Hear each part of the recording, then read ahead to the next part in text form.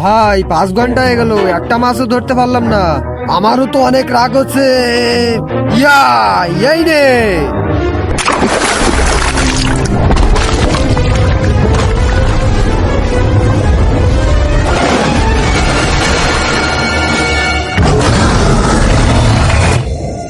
আরে শালা, তুই সাপের ডিম ভেঙে দিয়েছিস, জলদি ভাগ এখান থেকে।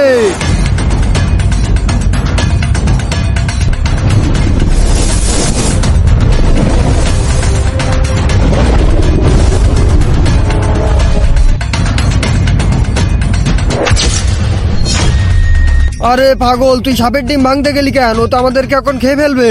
ভাই আমি কিভাবে বুঝবো? আমি তো মাছ ভেবে মেরেছিলাম, আমি কিভাবে জানবো ও সাপের ডিমে যে লাগবে?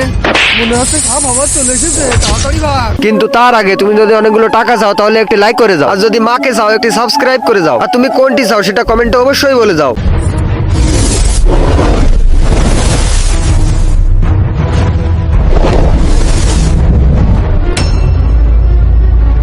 ভাই ওই দেখ একটা কুয়া, আমরা ওর ভিতরে যাই লুকাই।